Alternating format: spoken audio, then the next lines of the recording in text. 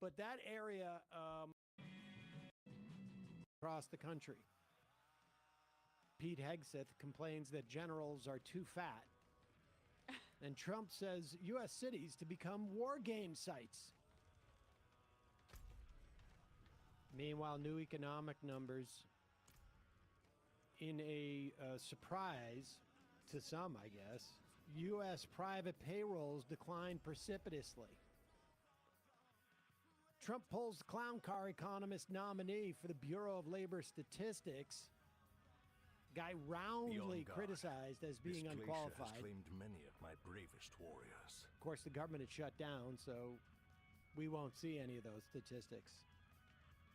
U.S. eases South Korean worker visas rules in wake of its disastrous Hyundai raid. Reagan-appointed federal district judge finds the Trump regime violated the First Amendment in targeting non-citizens over Gaza protests. Very important ruling. Everyone in the country, regardless of their status, is protected by the First Amendment constraints on our government by our Constitution. DOJ using the FACE Act, an act used to protect abortion clinics, to sue pro-Palestinian protesters. Gaza City exodus is overwhelming aid efforts in southern Gaza. And just breaking, the Supreme Court allows Lisa Cook to continue to be a Fed, sit on the Fed board, of course, because capital Uber alles. All this and more on today's Majority Report. Welcome, ladies and gentlemen. It is, in the words of Emma Vigoda. Damn it. It is, in the words of Emma Vigoda. Bring me on, you guys. Oh, I'm on? Oh, we don't see that thing anymore. We're missing that window. We can't see that. Yeah, I need that window. Well, I'm here. And you already said your catchphrase that you came up with that has really caught on. Every 6 months we'll remind people of that bad joke, that full-on dad joke. It's part of my brand now. Keep going. Yep. Keep it going. We got a lot to talk about. The government is shut down. The calling there were feels 3 strong Democrats, or I should say 3 caucus with Democrats, we must find a way through. Voted to in favor of ending conversation on the Republican continuing resolution that was Fetterman, surprise, surprise, Angus King, who also voted in that way in March, and Catherine Cortez Masto in Nevada.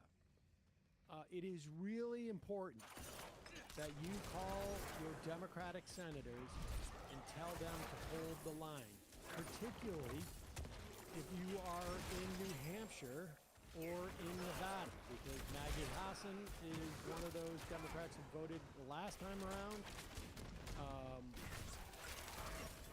Jackie Rosen also in Nevada.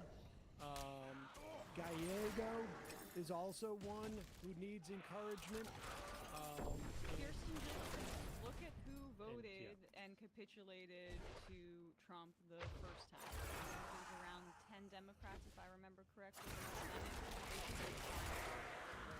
Calls. The good news is that Gillibrand has I think it is a full weekend junket in a wine cellar in Sonoma Valley. Hey, Wine Cave. Wine Cave in on. Sonoma Valley, forgive me, with, is it Haley Stevens? Yes, the AIPAC funded. We will win! So they are going to be rallying in support of wine producers, sommeliers, wine reps, and collectors, wine collectors. Wine collectors. I mean, we have a big sense in the Democratic Party. Yes, all of those. Sommeliers, wine representatives, wine collectors, and wine producers. There's room for all of them in the Democratic. Tuscan-inspired spa. Exactly. That's right. But if Cold you're plunges. pro-Palestine, obviously you're not in the 10. But it's a big 10. It's a big 10. It's a big 10. All right, but let's get to some of the Republican talking points that are being rolled out. Speaker Johnson went out there, and he, it's frustrating to watch the host say, and I saw Caitlin Collins do this as with him as well. They, to their credit, they basically say you're lying, and none of what you're saying is true. But then they let him finish his lie. Later in the program, we will specifically address J.D. Vance's lie. It was God But in a stone of blood. understand, It may be of use to us. they were always going to lie about something. So it's not like this government shutdown is giving them a unique opportunity to lie. What it is doing is it's giving the Democrats a unique opportunity to press their point, whether it's specifically about this budget or about the Trump administration at large. Understand, we are right at the precipice of the economy going into the crapper. Jobs numbers are down. Inflation is up. It's not even a recipe for stagflation. That's almost the definition of stagflation.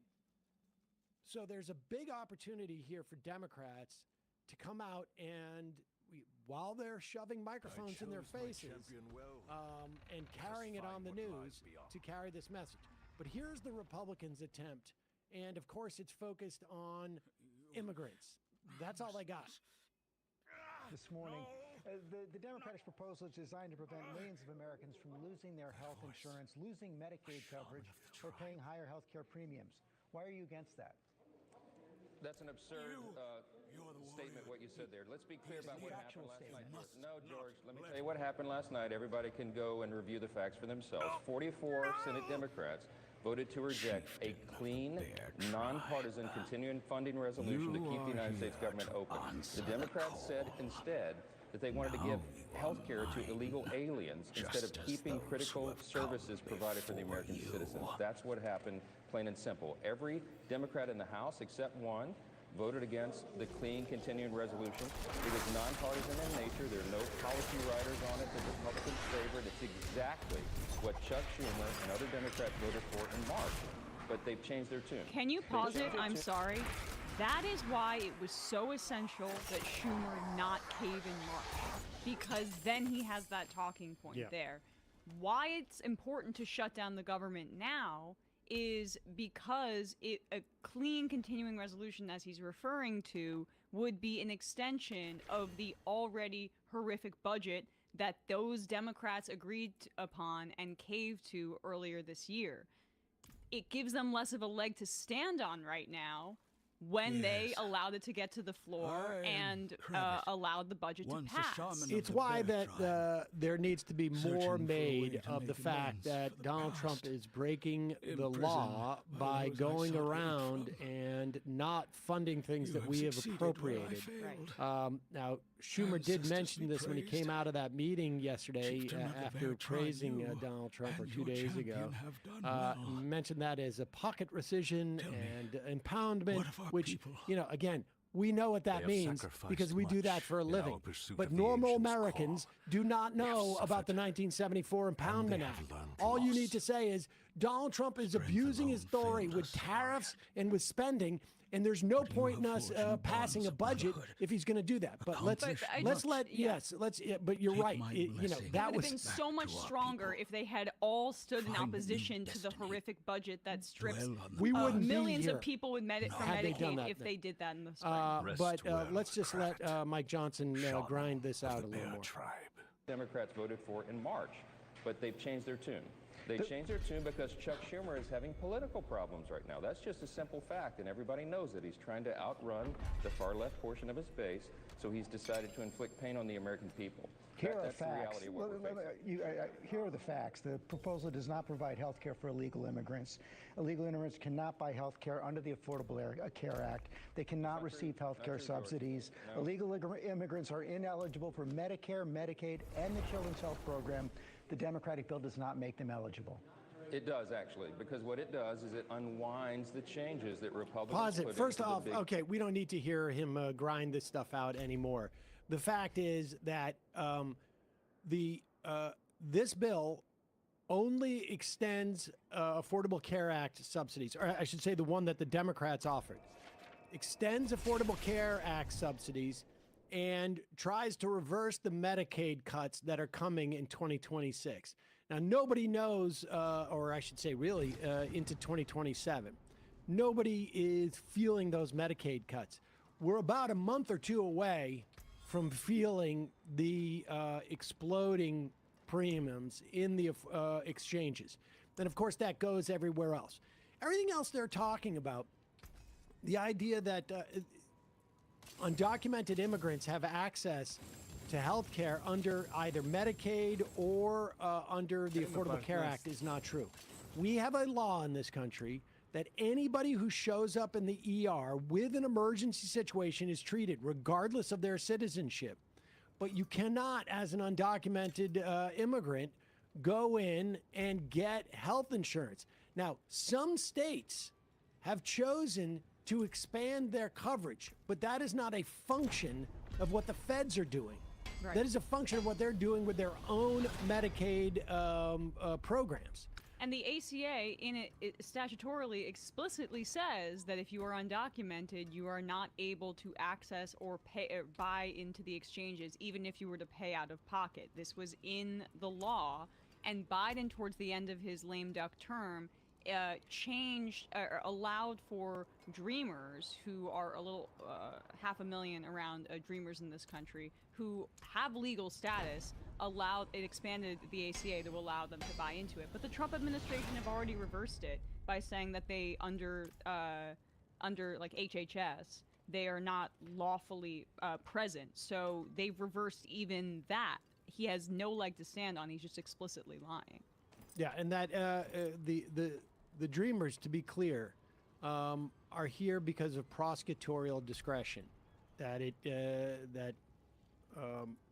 they do not technically have legal status because it was never codified under Obama or Biden, for that matter, as a statute.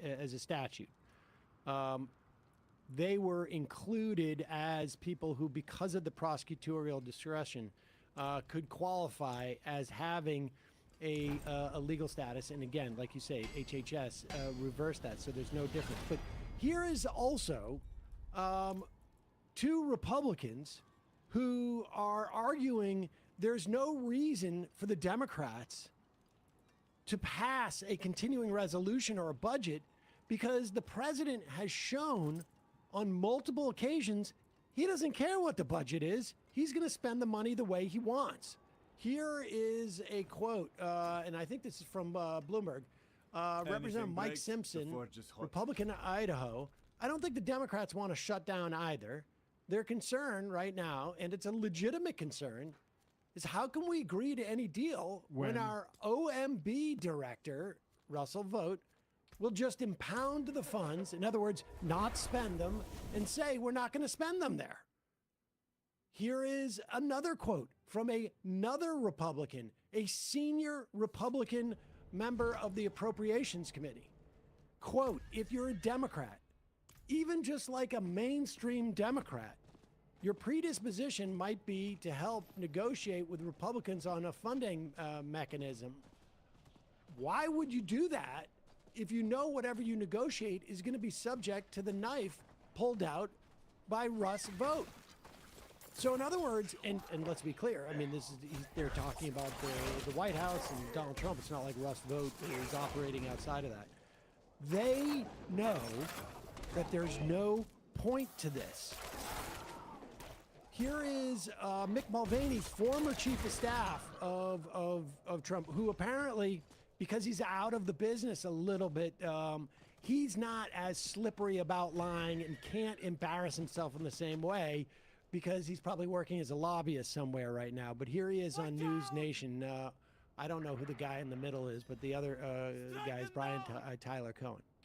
I see both sides not even agreeing on some of the facts here. You know, Trump says Democrats want to give health care to illegal immigrants. You have Democrats who say this is about Medicare and Obamacare. If it's not even agreement there, that's where the hesitation I have is. That's where Pause I'm it. concerned. I would just say, if you are hosting a news show and you have hesitation about the facts, there's an easy way to resolve this. You go to page 51 of the appropriations bill that the Democrats offered, and you will see subtitled, keep going, no, go down, subtitled D, Medicaid.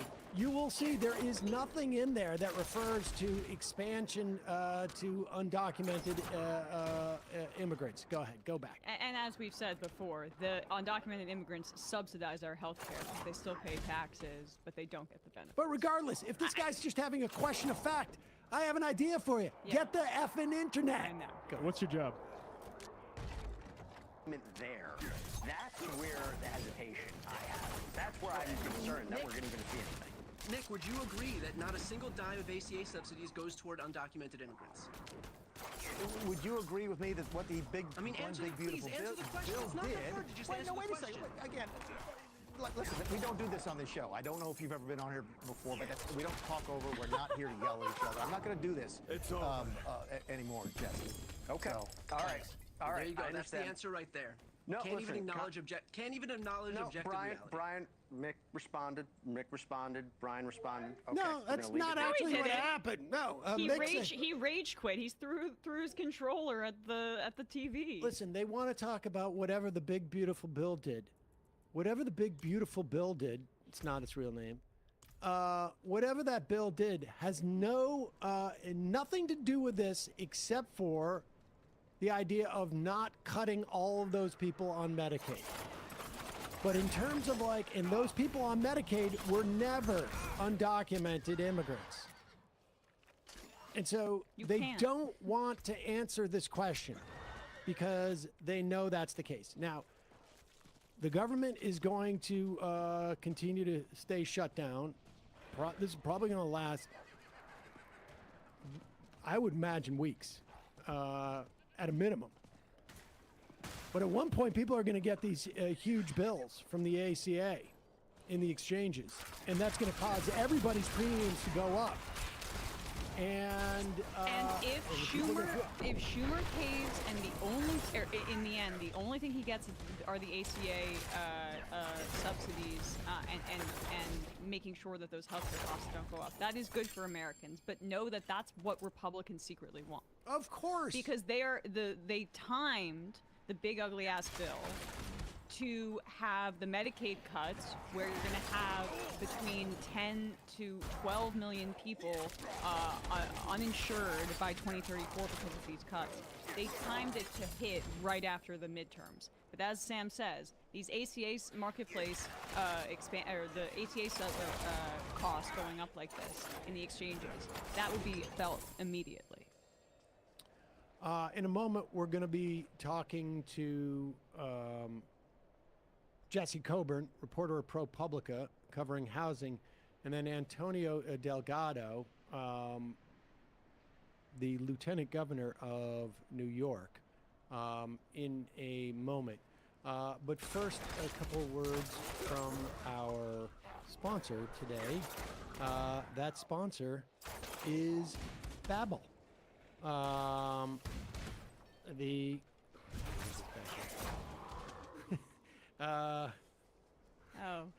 Sorry, I really wanted to say this one. Learning a new language opens the door to new friends and new cultures, and maybe even a whole new life.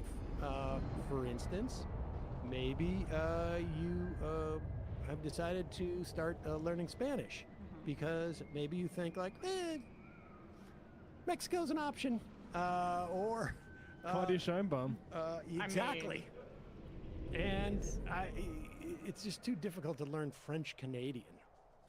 So Gross. But I've been listening to my babble on the way to work. It is, it's actually fun. It's a little awkward because you're walking down the street and you start talking to yourself. But unfortunately in Flatbush, nobody really notices. But I will say that it's been very, very helpful. And I just want to say, Medias Rojas. Valiant. Wow. That's like sweet. You can start speaking a new language with confidence. See the confidence in which I said that? Thanks to Babbel's conversation-based technique that quickly teaches you useful words and phrases without the things you actually about the things you actually talk about in the real world. Red Sox did not come up in that. There's over a dozen languages available to learn. You learn them at your own pace. They are brief, like 10 to 15 minute, lessons essentially, and they have native speakers saying these things, both male and female. They're handcrafted by over 200 language experts.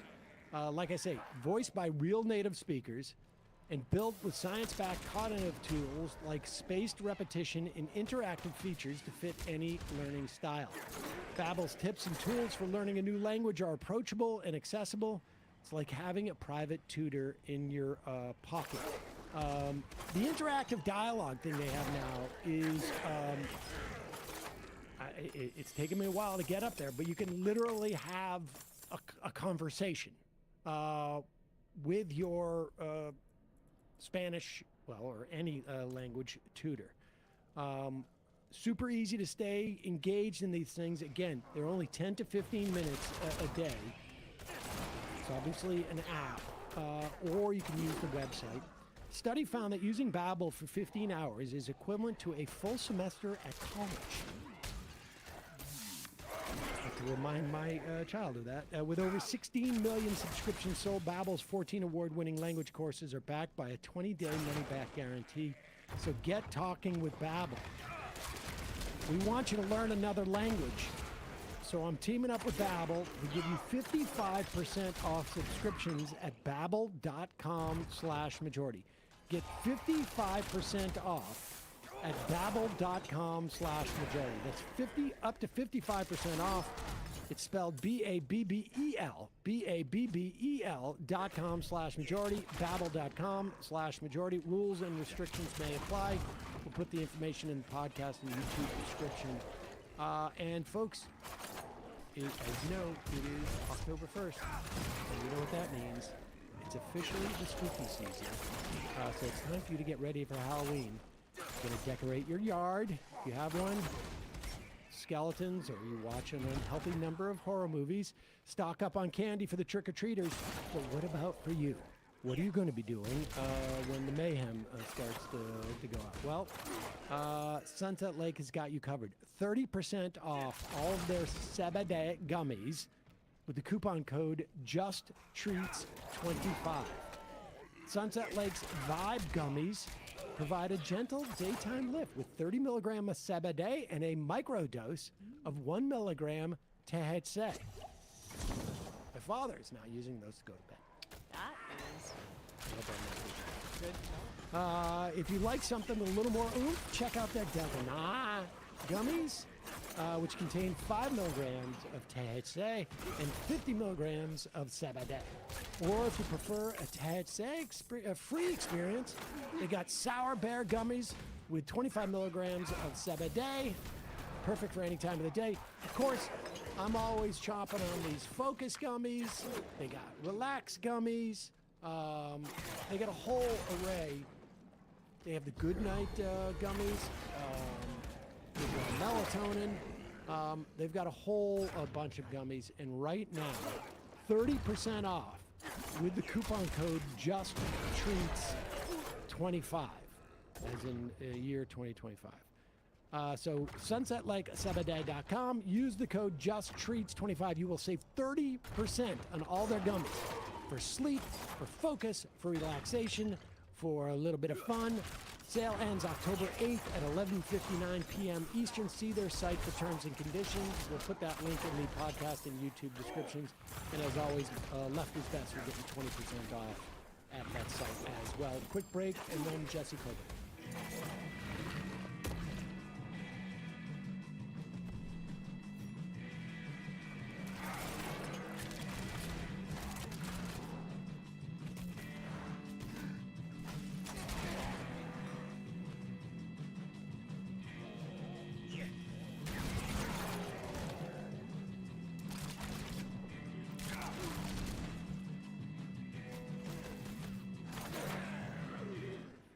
We are back. Sam Cedar, Emma Vigeland on the Majority Report. Joining us now, Jesse Coburn, reporter at ProPublica, covering housing, transportation, cities, and infrastructure.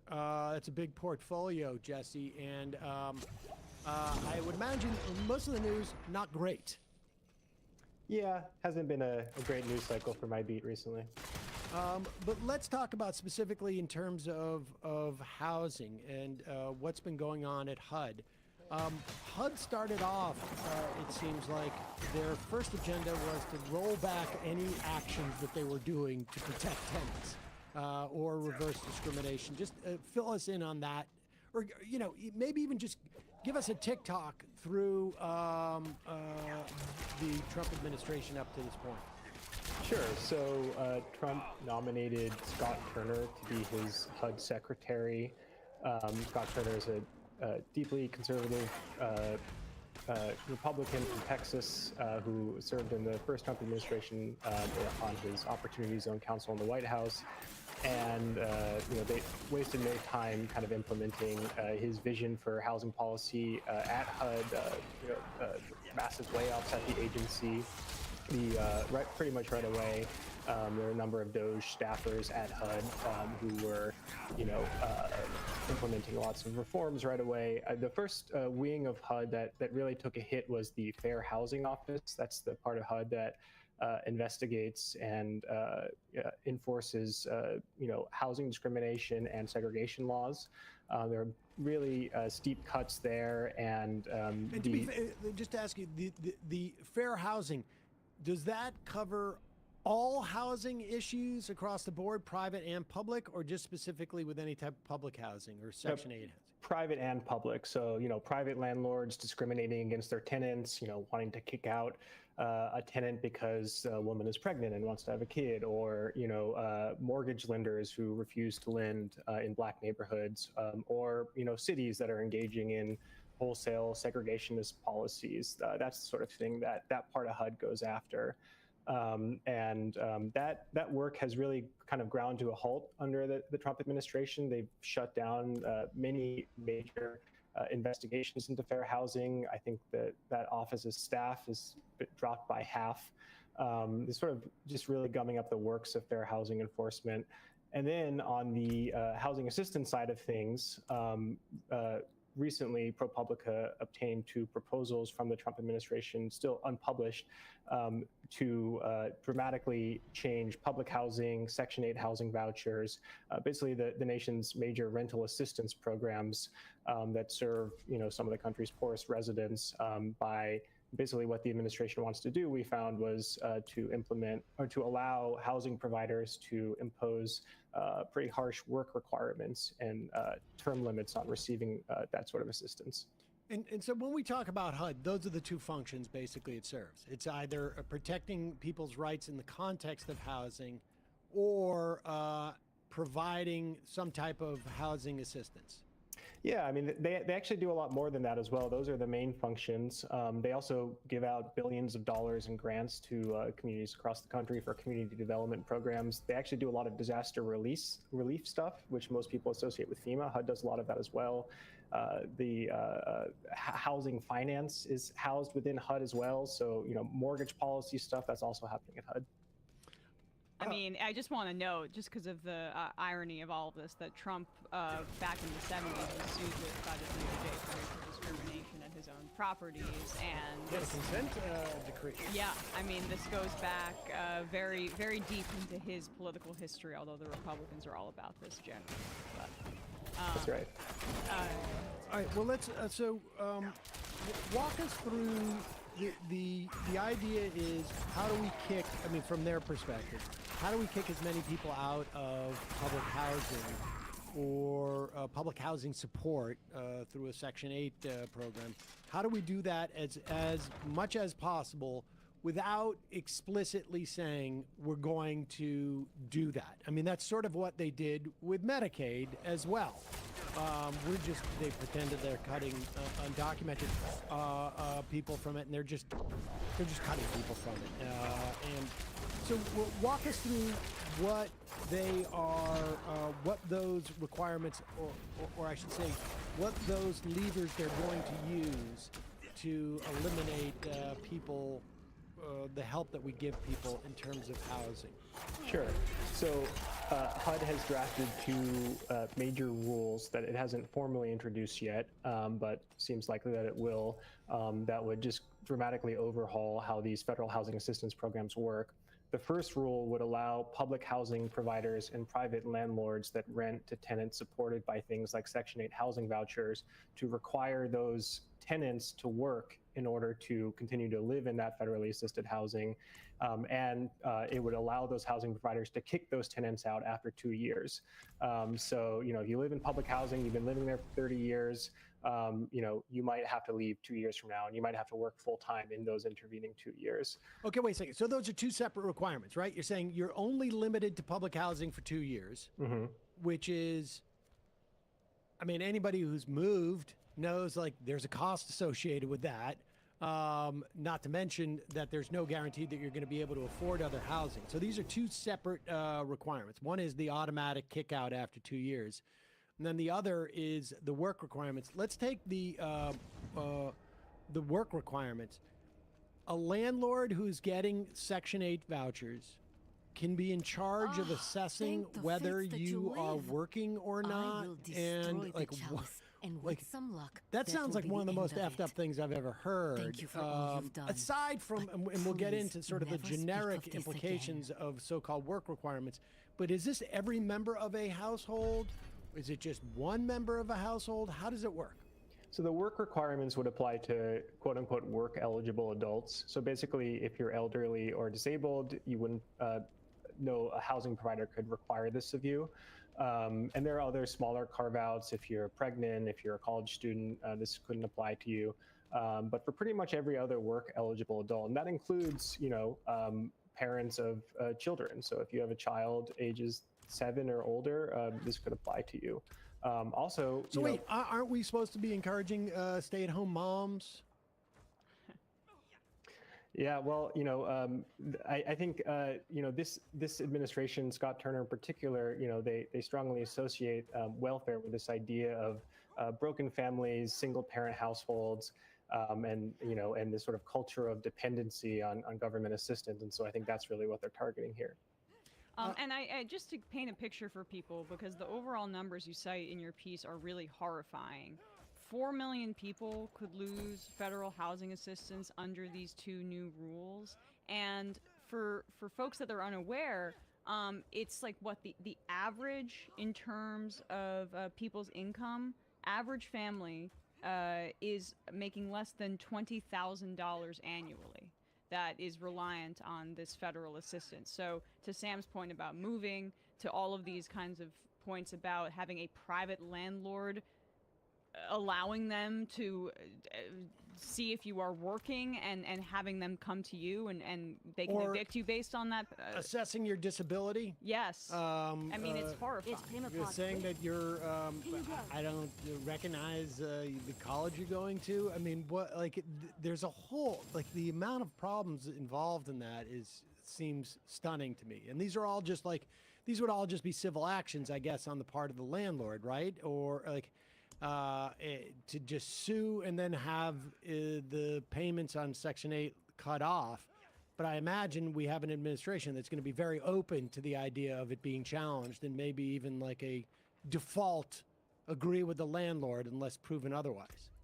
Yeah, and I think another thing you could see is you could see states adopting laws that say, if you rent to Section 8 renters, or if you're a public housing authority in our state, you have to have work requirements, you have to have term limits. So you could see this sort of being adopted de facto by whole states. I think you mentioned in your piece about this Georgia's experiment with work requirements for Medicaid recipients. We've talked about it many times in this program, but just retell what they found with that experiment. I'm actually not familiar with that experiment, but I did look a little bit into the research generally on work requirements in welfare programs. And apparently what researchers have primarily found is that they don't really effectively promote employment, but they are very effective at removing people from benefits. So they're good if they're good at kicking people off of benefits. They're not terribly effective at getting people who receive benefits to work more. Well, all right. Sorry, I may have seen that somewhere else, but I'll just remind people that in Georgia, not only did it do the things that you talked about, it also ended up costing an extra $600 million because apparently, there's work to be done to find out if somebody has work, so you need to build that apparatus. Where are we now, and how is the government shutdown going to affect things? I think that these proposals are probably on ice for the time being. The big news out of HUD yesterday related to the shutdown was there's a massive banner across the webpage that was basically blaming the shutdown on Democrats. I think that's something that other federal agencies have been putting out as well, that sort of messaging. But they talked about introducing these requirements in the last Trump administration. They never got around to it. But I think the fact that they already have rules drafted this early in the second Trump administration indicates that they're serious about putting this through. And I just want to mention the second rule as well, because we haven't touched on it, which is targeting basically immigrant households receiving federal housing assistance.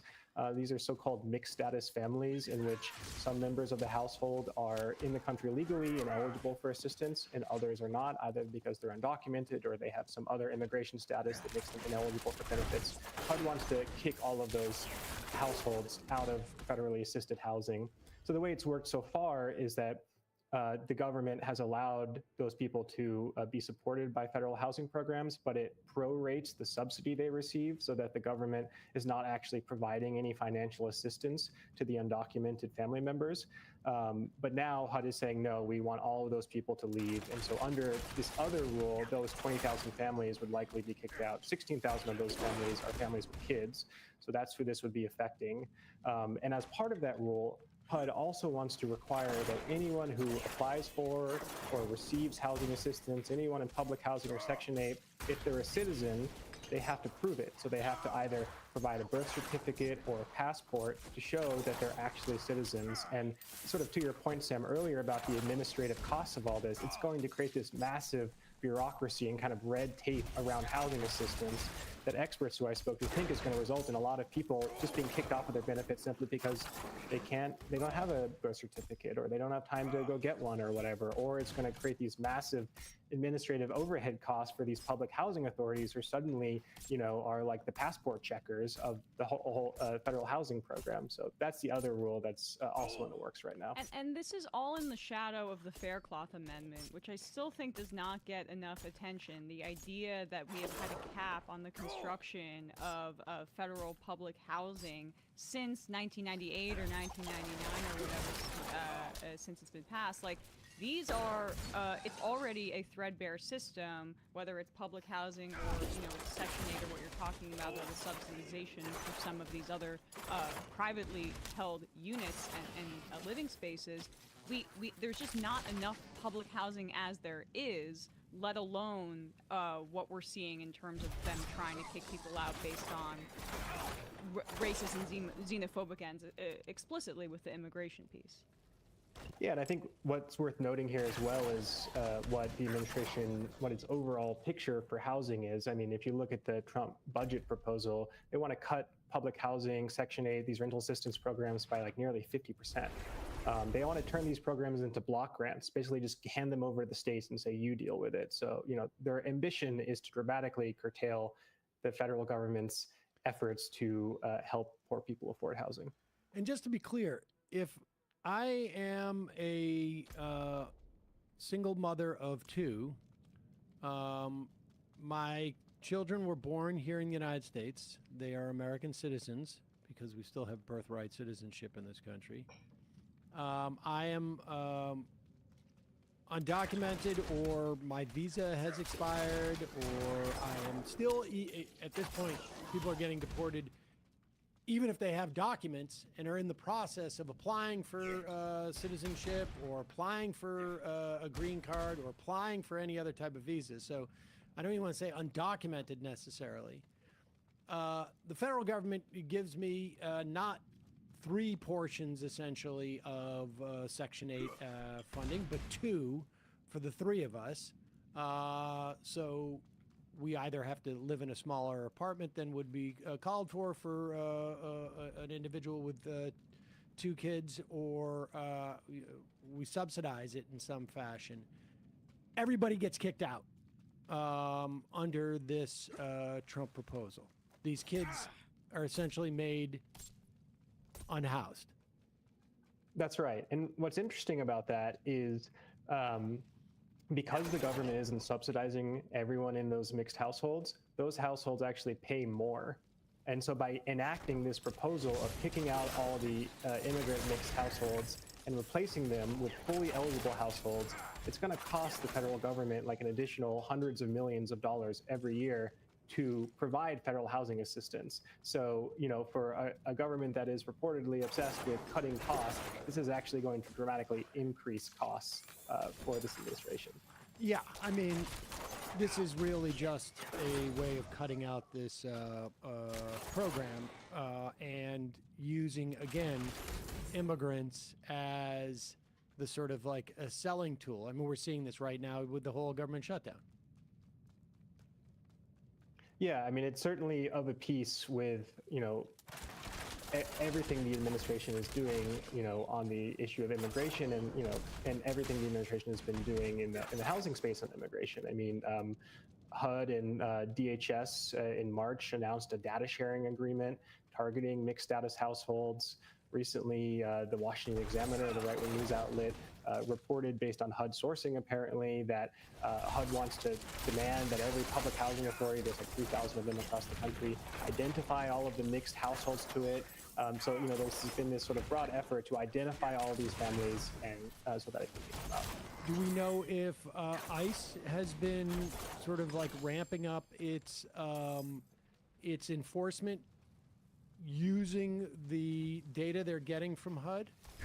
I looked into that a few months ago, and I spoke to public housing authorities across the country, and none of them really described any uptick in ICE activity, at their, housing estates. I think it's maybe more of a practical issue than an ideological one. These mixed families are kind of scattered across the country. I mean, most of them are in California, Texas, and New York, but, within New York, there might be a handful here, a handful there. And so it's not really as efficient as, posting up an immigration court, for example, where that people who are coming through are going to, potentially have, immigration issues. There's also an issue of, if you're trying to enter someone's private apartment, they technically need to give you permission in order for you to be able to enter, unless you have a certain type of warrant. So it's much easier to nab undocumented people in public space, which is why I think we haven't seen large-scale raids in public housing yet. Jesse Coburn, reporter at ProPublica, covering housing, transportation, cities, and infrastructure. We're going to link to your pieces on this HUD memo, and really appreciate your time today. Yeah, thanks for having me. Thanks so much. All right, folks, quick break. When we come back, Antonio Delgado, Lieutenant Governor of New York State, is also a candidate for governor in the 2026 Democratic gubernatorial primary. We'll be right back after this.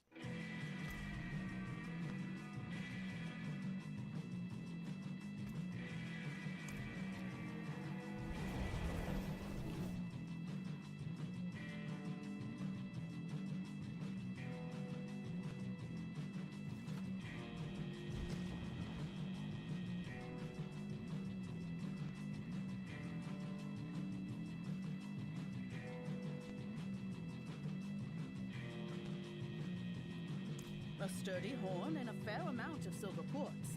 The ancestors led you well.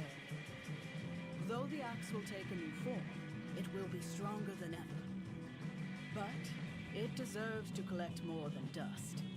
To taste demon blood again. It should be in the hands of the worthy, one to wield it with purpose. If you meet the Triune again, remind them of our strength. Oxen does not yield.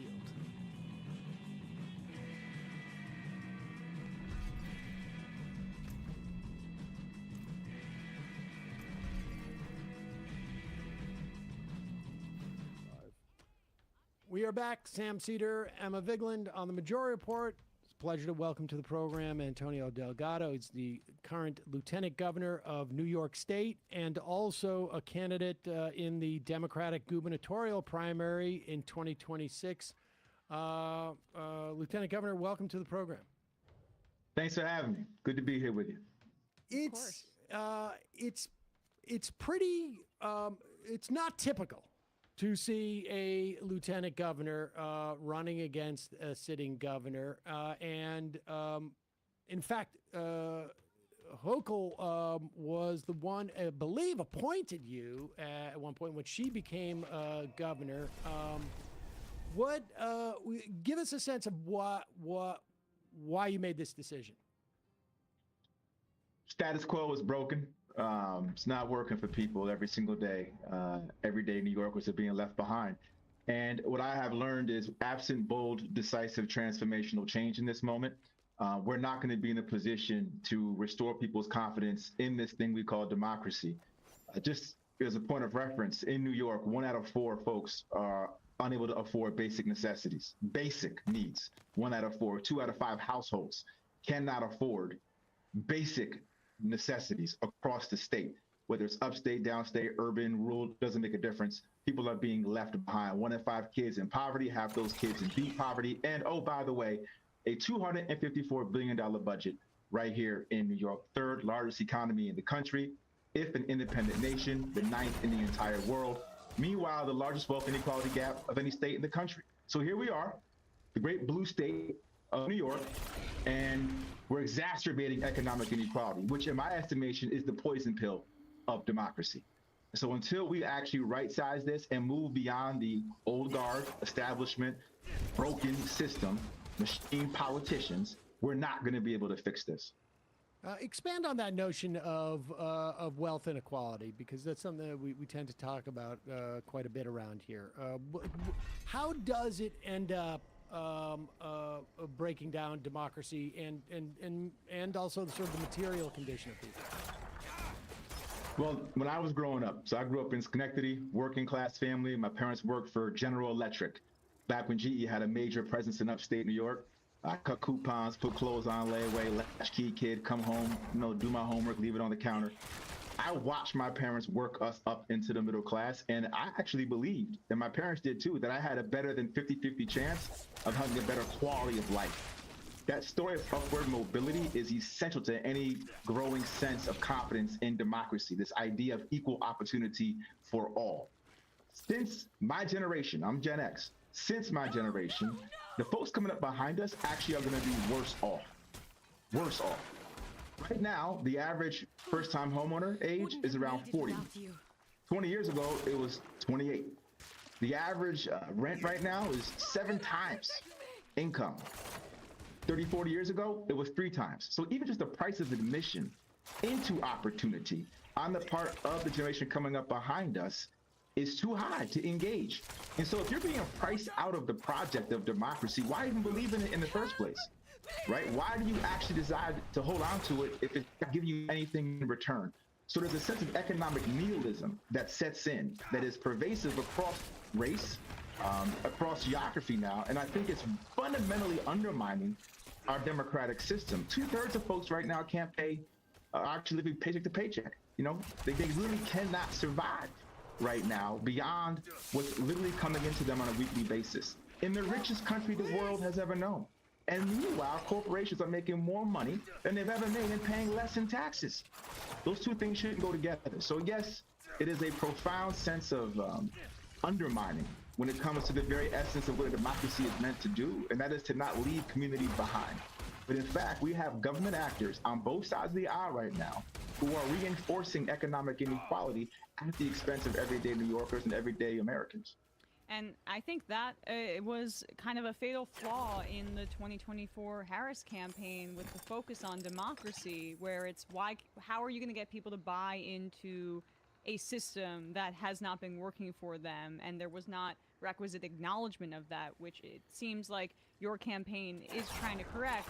And I found it interesting, you know, you have a different approach to housing, which is arguably the biggest issue for New Yorkers, one of the biggest issues in the country, and you have a difference in strategy than Governor Hochul here, more focused on subsidies.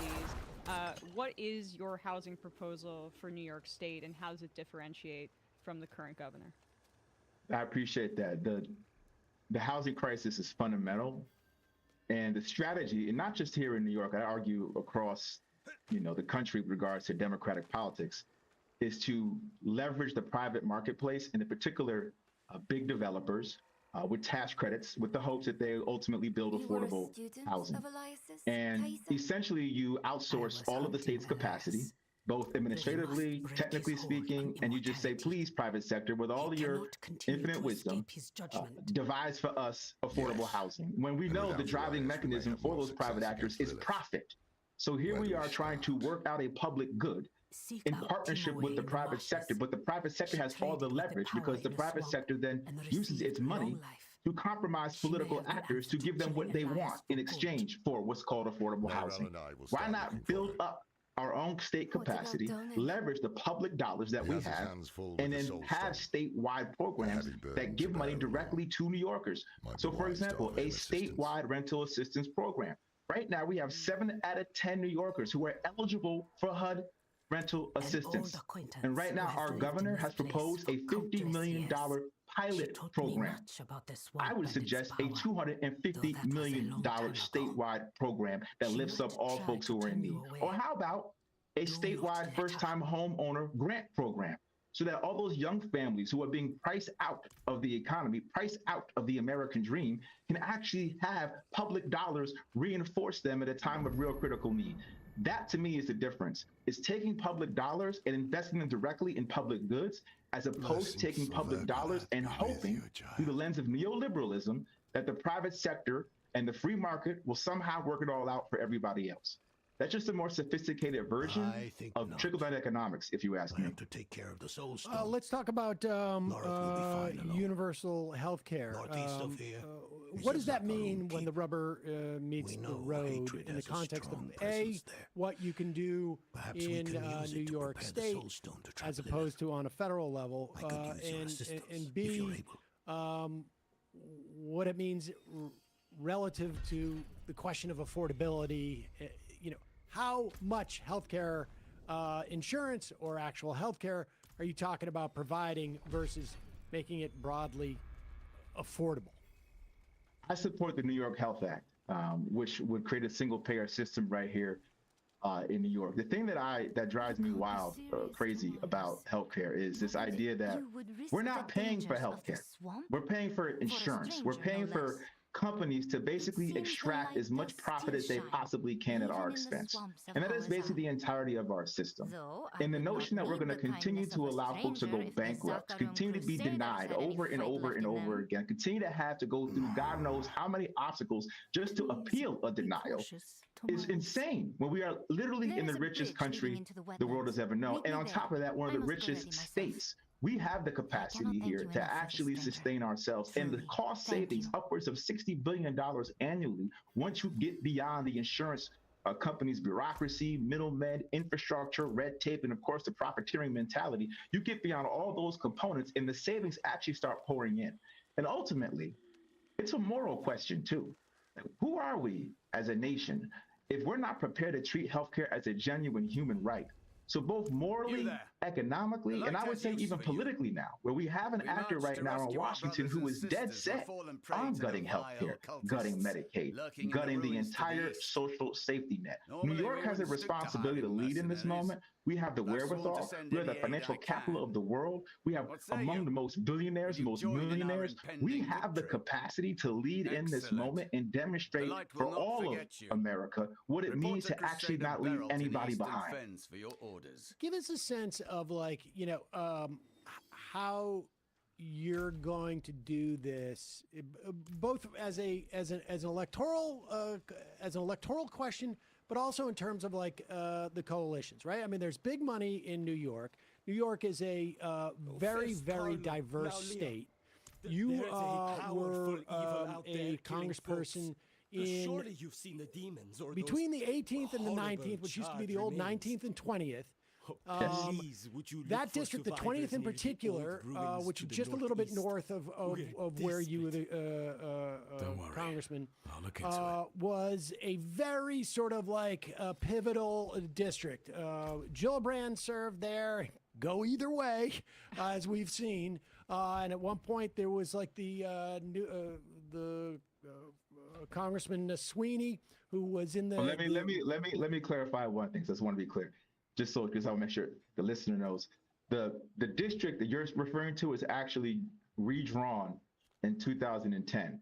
Yes. And then I ran in 2000. I ran 8 years later in 2018. When it was drawn in 2010, no Democrat, including Gillibrand, no Democrat had ever won the district as drawn in 2010. It was a 90% white district. It was the 8th most rural congressional seat in the entire country. Obama did win the 19th in 2008. Trump, though, won the district in 2016 by 7 points. And at that point, no Democrat had ever won the district. So when I ran and we flipped that seat, I became the first person of color to represent upstate New York in Congress, the first Democrat to actually represent the district. And then we won it again in 2020 by 12 points. And I outperformed Biden by 10 and won in counties that Trump himself won at the same time in 2020. And so to take your question where I think it's going, we can build a coalition here that is rooted in a populist message that speaks to the economic pain that our small family-owned farms, over 5,000 were in my old district, the 27,000 small businesses on those mom and pop stores across those main streets in those rural areas that I saw decimated both prior to COVID and during COVID, who are being left behind by the concentration of power and monopolies. We have an opportunity to connect that pain to every other New Yorker in the Bronx and Manhattan, to the Teamster truck driver, to the young family or the young mother who's trying to work a job in a factory or somebody's working in a bodega. We have the ability to connect all this economic pain across race and across location in this state in a way that I don't think has happened in a very, very long time, and it's been long, long overdue. And that is how you build a coalition. That's why I was proud to get the endorsement of Citizen Action, a people power grassroots campaign. I don't take corporate PAC money. I take people's resources, the people's desire to want to fight for something deeper than what we currently have. Governor Hochul, she does take corporate PAC money. She's entrenched in corporate power. There's a key distinction here, and I think there's a real appetite for having the kind of candidates in government who can work beyond concentrated corporate power and tie their mission to the people's mission. Give us a sense of one of the things that may be on the plate of the next governor is working with the potential new mayor in Zohran Mamdani, knock on wood. Give me your perspective towards this, because when Mamdani was first won the primary, and I think maybe prior to that, Hochul seemed to be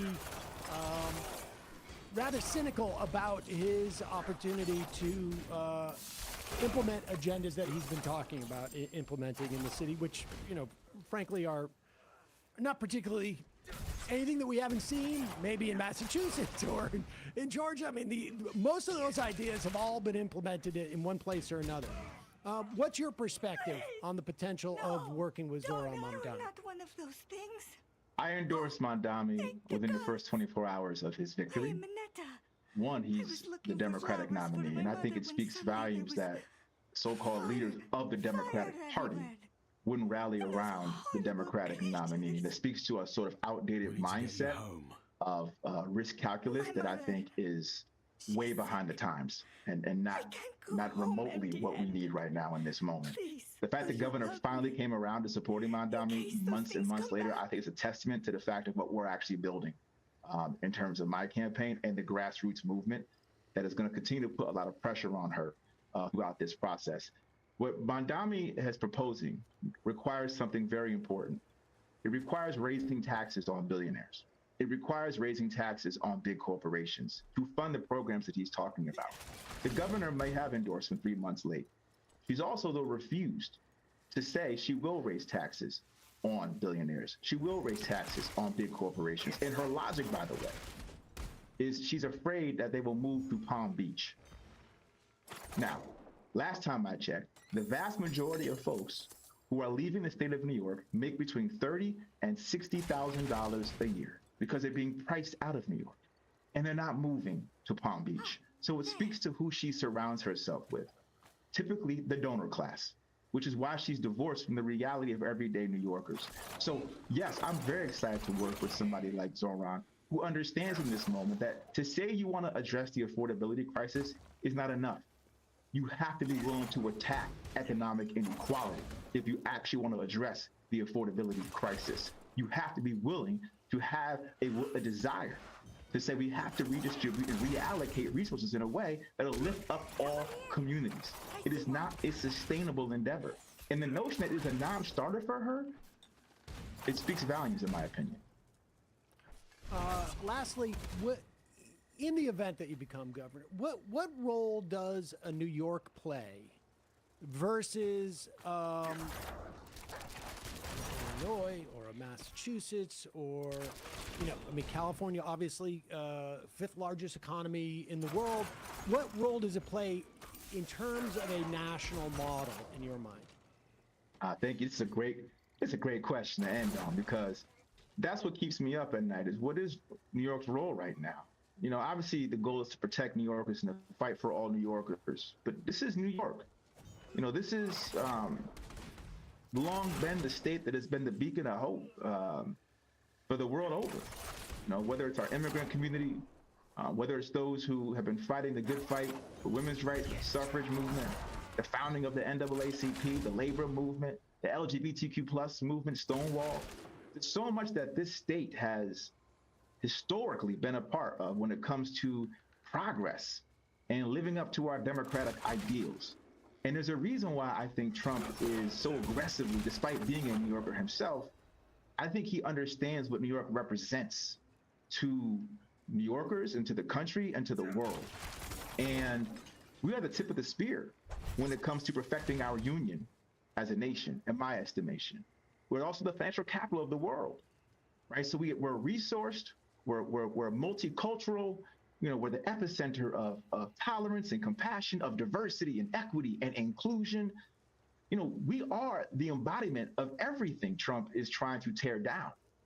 And it is incumbent upon us to have leadership in this moment that is determined to meet the moment.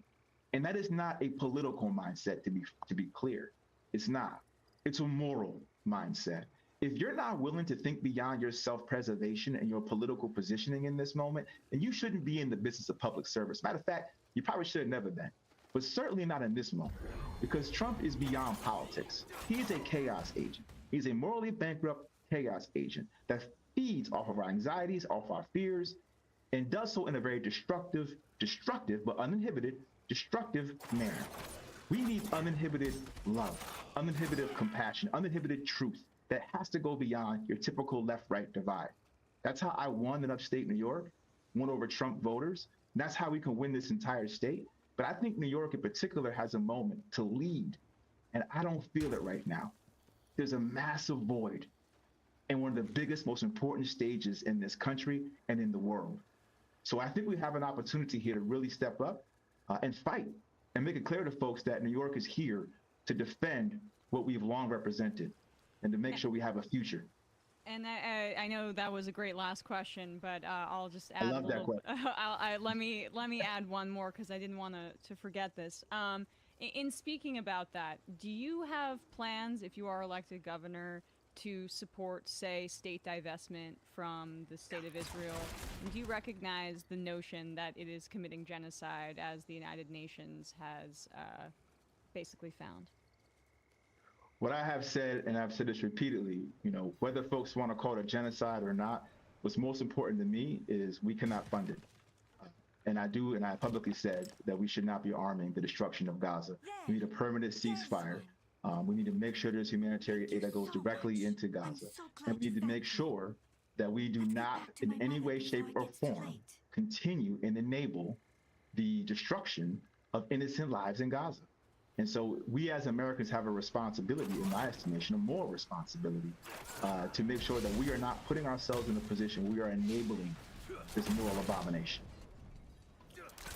Antonio Delgado, where can folks get more information if they want to help your campaign in one form or another?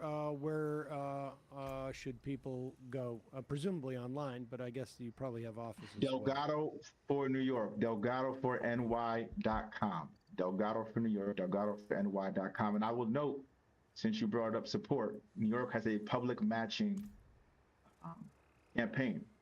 First time ever that the state is going to have a statewide elected race where the public will match, the state will match donations 6-1. Any donation between $5 and $250 will get matched 6-1. And we will hopefully I will become the first statewide candidate to qualify for public matching dollars, truly making this a people-powered campaign. That is, to me, most important in this endeavor, to make sure that people understand this is a campaign grounded in the will of the people and not a few. We're going to link to Delgado for New York at majority.fm. Again, Lieutenant Governor, thanks so much for your time today. Really appreciate it. Flowers? Thank you for having me. Thanks so much. Went All right, folks. and left me alone for flowers? That's the... You stupid girl. You cursed little creature. That's the show. I found him pretty impressive. He was being a little bit... a little careful on the last question. Well, you guys avoided asking the real question. What was the real question? Where are the med beds at? Oh, right. Yeah, Neratandon's mad at me. No. That guy doesn't get many views. There's only 267 views on his... Is it the real guy? I don't know. I'm going to trust my friends in the government. Folks, just a reminder, it's your support that makes this show possible.